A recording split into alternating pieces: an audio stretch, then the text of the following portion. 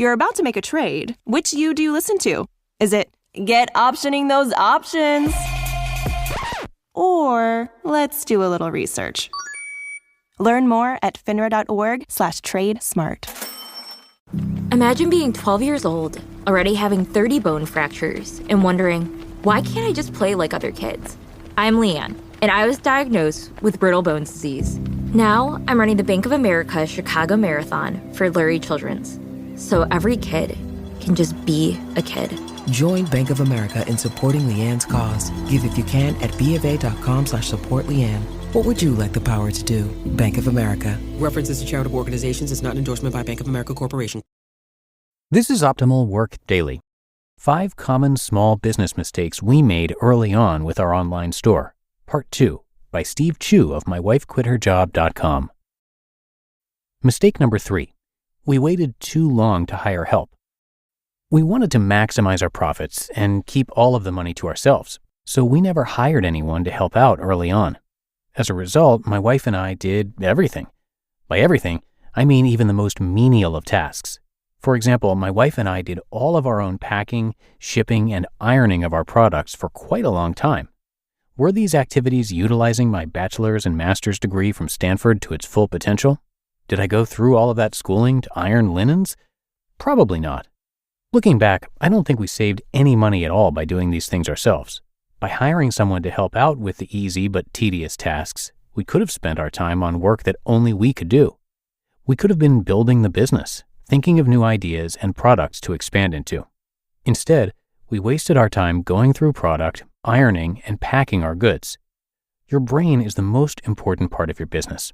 The sooner you realize that your time is valuable, the sooner your store will become successful. Mistake number 4. We didn't invest in infrastructure. My wife and I didn't have too much faith in the business when we first started, so we didn't invest too much time or money on the proper infrastructure. As a result, we didn't take the time to establish an efficient flow to pack and deliver our goods to the end customer. We also didn't purchase the necessary equipment and/or software that could have saved us a lot of time when prepping our products for sale because it required an upfront investment. Our main rationale for thinking this way was that we would solve our infrastructure problems on the fly once business started to pick up. This was a big mistake. Once orders started coming in, we found ourselves scrambling just to keep up. We pulled many long hours and wasted a lot of time trying to do things manually when we could have saved a ton of time had we been prepared for the deluge of orders. If we were to do everything all over again, here are a few things we would have done right away. 1. Sign up for a shipping service. Today we use Shipping Easy for all of our shipping needs, and it's free for up to 50 packages a month. Saves a ton of time.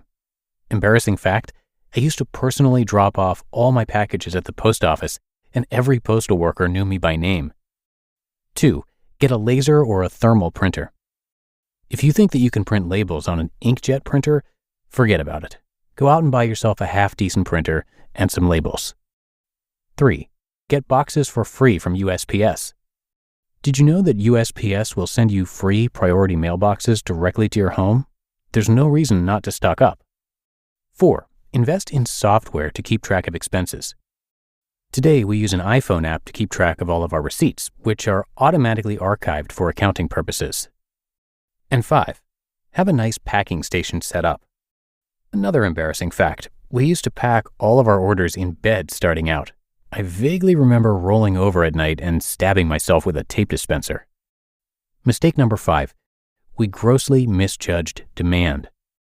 Misjudging demand was really a case of poor preparation on our part. We didn't recognize the seasonality of our products or the times of year with the highest demand. As a result, we often ran out of stock during the peak selling season.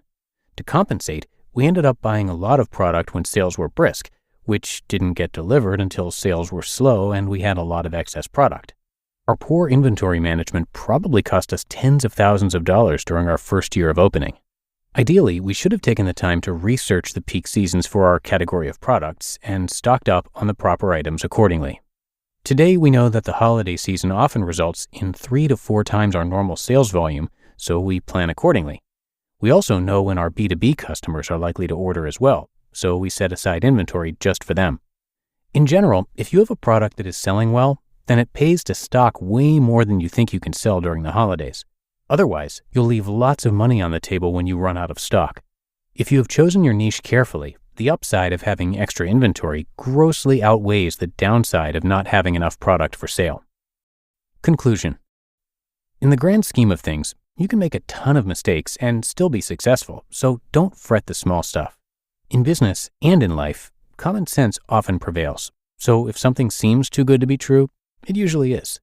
The best business advice that I can possibly give is to put your best foot forward, try to plan for as many contingencies as possible, and let things ride. Even if things don't go as planned, at least you know that you tried your best. Good luck, and hopefully this post will prevent you from making the same mistakes that we did. You just listened to part 2 of the post titled 5 Common Small Business Mistakes We Made Early On with Our Online Store by Steve Chou of mywifequitherjob.com. When it comes to what your family eats and drinks, you know your choices matter. You're the expert because you know what fits your life. And getting it right starts with good information. That's why America's beverage companies are sharing more information about our ingredients at goodtoknowfacts.org. No spin, no judgments, just the facts straight from the experts for more than 140 beverage ingredients. Visit goodtoknowfacts.org. The holidays have arrived at the Home Depot, and we're here to help bring the excitement with decor for every part of your home. Check out our wide assortment of easy-to-assemble pre-lit trees so you can spend less time setting up and more time celebrating. And bring your holiday spirit outdoors with unique decor like one of our Santa inflatables. Whatever your style, find the right pieces at the right prices this holiday season at the Home Depot. And thanks again to Steve. And one thing I didn't mention yesterday after the post is that he also started his own podcast, and that is called the My Wife Quit Her Job podcast with Steve Chou. It's all about entrepreneurs who quit their jobs to start successful online businesses, just like he and his wife did. Through a series of personal interviews, Steve uncovers the exact strategies that led to their success. Again, it's called the My Wife Quit Her Job podcast with Steve Chou, and you can find that wherever you get your podcasts. And I'll see you back here tomorrow, where your optimal life awaits.